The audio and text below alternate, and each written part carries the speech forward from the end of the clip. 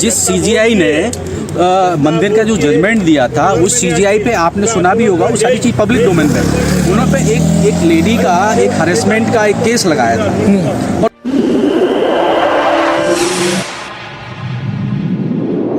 इस news channel पर जो भी वक्ता ने कहा वो उसकी अपनी राय है, जिसकी पुष्टि नेशन न्यूज इंडिया नहीं करता। धन्यवाद। उस केस को जब इन्वेस्टिगेट किया गया तो केस फेक पाया गया, नकली पाया गया। उस सुप्रीम कोर्ट के जज को डराया गया और डराने के बाद वो जजमेंट पास करा। तो सर ये समाज के साथ खिलवाड़, इतने बड़ा समाज। हाँ जी बिल्कुल। ये देश की जनता को समझना चाहिए कि ये देश में चल क्या रहा है भाई। देश में लोकतंत्र का सिर्फ और सिर्फ नाम है, बोर्ड है, लेवल है, एक्चुअल में देश में लोकतंत्र नहीं है।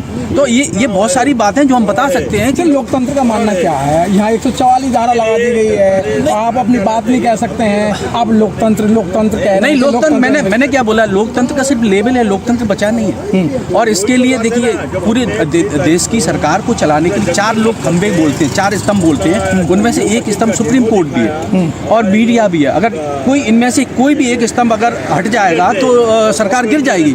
लोग बोलते हैं कि मीडिया तो बिक गया है, और बिल्कुल डेफिनेटली ये बात सबको दिख रही है। मैक्सिमम लोग जो कहते हैं कि गोदी मीडिया हो गया है, लेकिन सुप्रीम कोर्ट जो उसको जुडिशरी कहते हैं, वो भी मुझे लगता है कि वो भी इन्वॉल्वमेंट है। क्योंकि जो लोग बोलते हैं कि बिना 4 खंभों के सरकार नहीं चल सकती, तो उससे ये साबित होता है कि अगर सरकार पिछले 10 साल से चल रही है तो उसमें कहीं ना कहीं किसी न किसी का और इन्वॉल्वमेंट है, चौथे खंभे का। तो डॉक्टर साहब क्या लगता है कि सारी जनता का मानना है कि भाई ईवीएम में गड़बड़ है, ईवीएम चोर है, चुनाव आयोग चोर है, ये तो जनता को साबित हो चुका है। देखिए जहाँ भी इलेक्शन होता है, जनता को तो आप जैसे पढ़े लिखे लोगों ने गुमराह कर रखा है। नहीं, गुमराह किसानों को गुमराह कर रखा था आप लोगों ने, भाई तुम्हारे कानून है बेकार हैं, लेकिन आप फिर वही। देखिए अभी फिर किसानों पे भी बात कर सकते हैं अपन पहले, लेकिन ईवीएम पे बात करें तो ज़्यादा बेहतर है, क्योंकि आज ईवीएम का एजुटेशन है। देखिए ईवीएम की जब BEL कंपनी से जब ये मशीनें खरीदी गई थी तो एक RTI एक्टिविस्ट ने जानकारी ली थी। उन कंपनियों से पूछा था कि नहीं, पहले इलेक्शन कमीशन से पूछा गया कि आपने कितनी ईवीएम खरीदी है। तो इलेक्शन कमीशन ने इन्फॉर्मेशन दी कि हमने 19 लाख के करीब ईवीएम खरीदी। फिर जब उस आदमी ने उन कंपनियों से, जिन कंपनियों से मशीनें खरीदी गई थी, उन दोनों कंपनियों से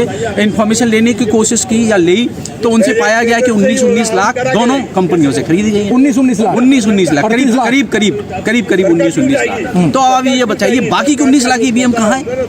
ये क्वेश्चन कर्नाटक विधानसभा में उठ चुका है। ये बात पब्लिक डोमेन में है, ये जनता को समझना चाहिए। अब इस बात से क्या साबित होता है कि हम लोग गलत बोल रहे हैं या सही बोल रहे हैं? विधानसभा में क्वेश्चन उठ रहा है, विधानसभा में क्वेश्चन ऐसे तो उठता नहीं है। उस RTI एक्टिविस्ट को इलेक्शन कमीशन ने जो इन्फॉर्मेशन दी है और जो कंपनियों ने इन्फॉर्मेशन दी वो भी गलत नहीं है। तो अब ईवीएम सही है गलत है, ये जनता सोच सकती है, जनता समझ सकती है कि हम लोग गलत कह रहे हैं, सही कह रहे हैं। डॉक्टर साहब एक वीडियो, एक और बात, ईवीएम में इलेक्शन कमीशन से जब पूछा गया कि इसमें जो चिप लगती है वो मल्टी टाइम प्रोग्रामिंग है या वन टाइम प्रोग्रामिंग है, तो इलेक्शन कमीशन बोलता है ये तो वन टाइम प्रोग्रामिंग है। जबकि ये जब जहाँ चिप बनती है उससे जानकारी ली तो उनसे उन्होंने बताया कि इसको मल्टी टाइम प्रोग्रामिंग किया जा सकता है। तो ये इलेक्शन कमीशन झूठ बोलता क्यों है? अगर ये बात सही है कि ईवीएम में कोई फेरबदल नहीं, तो ठोक बजा के बोले कि कोई भी ये ईवीएम पड़ी है हमारी, कोई भी इसको मैनेज करके दिखा दे तो हम इलेक्शन कराना बंद कर देंगे। ऐसा क्यों नहीं बोलता है? तो डॉक्टर साहब आपको पता है ना, ये आपके यहाँ बराबर में है कंस्टिट्यूंसी क्लब के अंदर जब ईवीएम पर बहुत बड़ा आरोप लगाया था मायावती जी ने, तो सारी पार्टियों को बुलाया गया था, लेकिन वहाँ कुछ पार्टी के लोग आए थे और वो अंदर या तो वीडियो गेम खेल रहे थे या कोई दूसरा वो आइटम देख रहे थे। आपने देखो वीडियो वायरल हुई थी। देखिए जिस हिसाब से आप कह रहे हैं, जितनी भी पॉलिटिकल पार्टियां हैं, ये पॉलिटिकल पार्टियां पूरी दमदारी के साथ ईवीएम के खिलाफ नहीं बोल सकती। उसका कारण मैं बताता हूँ। उसका बहुत इंपॉर्टेंट कारण क्या है कि जितनी भी पॉलिटिकल पार्टियां ये कहीं ना कहीं करप्शन के चार्ज में दबी हुई है, और जो पार्टियां या जो नेता करप्शन के चार्ज में दबा हुआ नहीं होता उसको आज की तानाशाह सरकार करप्शन का चार्ज लगा के उसको जेल में बंद कर दी। तो इसलिए जितनी भी पॉलिटिकल पार्टियां हैं ये ईवीएम के खिलाफ खुल के नहीं बोलती। दूसरा, ये बहुत सारे लोग स्टडी नहीं करते हैं, ये लोग हमेशा चुनाव के मोड में रहते हैं, इनको किसी की रिसर्च से कोई लेना देना नहीं। जो देश के इंटेलेक्चुअल है, जो एक्टिविस्ट है, वो लोग रिसर्च करते हैं और रिसर्च करके वो ये साबित करते हैं कि इस देश में कोई भी सरकार चलाए, किसी भी पार्टी की सरकार हो, फ्री एंड फेयर होना चाहिए, जो जनता के हित में काम करे। सर एक आरोप और लग रहा है कि जहाँ से ईवीएम बन के आ रहे हैं उसके जो डायरेक्टर हैं वो अब आप सोचिए, मैं जैसे कोई कंपनी चलाता हूँ या मैं कोई भी काम करता हूँ, अगर मैं अपने लोग एम्प्लॉय को वहाँ भेजूंगा तो डेफिनेटली वो मेरे लिए काम करेंगे। तो जब इलेक्शन जो BEL कंपनी है, BEL कंपनी के 7 डायरेक्शन में से 4 डायरेक्टर जो है बीजेपी के बड़े कार्यकर्ता हैं। तो जो बड़े कार्यकर्ता हैं बीजेपी के लिए काम करेंगे या वो जनता के लिए काम? सर वो तो एक ऑटोनॉमिक बॉडी है सर, आप कैसे कह सकते हैं? नहीं, ऑटोनॉमस बॉडी नहीं है। ऑटोनॉमस बॉडी होती तो वो बीजेपी के कार्यकर्ता क्यों होते? वो तो सर आपका आरोप है, आपका आरोप है, आपके मतलब पदाधिकारियों का आरोप है। नहीं, ये जो है उसकी वेबसाइट पे, उसकी साइट पे, पर बीजेपी की साइट पे पड़ा हुआ है, इलेक्शन कमीशन की साइट पे है ये सारी चीजें। सर हैंग करने वाले सर बहुत सारे हैं ना, कहीं भी कोई डाल देते हैं, जैसे आप ईवीएम को करेंगे ईवीएम हैंग हो सकती है। देखो इलेक्शन कमीशन की साइट पे जो चीजें लिखी हैं वो इलेक्शन कमीशन की डाली हुई है, आम आदमी कैसे डाल देगा? एक और इम्पोर्टेंट चीज बताऊं आपको, 2019 के इलेक्शन में इलेक्शन कमीशन की वेबसाइट पे 373 सीट पे 8000 से 18000 का मिसमैच क्यों था? जब उसे जानकारी ली गई थी कि भाई ये मिसमैच क्यों है, तो उन्होंने वो कुछ दिन बाद वो डाटा हटा दिया गया। तो चोर की ताड़ी में तिनका है, अगर उसको पता है कि मैं चोरी कर रहा हूँ, चोरी कभी नहीं चुपती है, चोरी एक न एक दिन पकड़ी जाती है, आज नहीं तो कल नहीं तो परसों।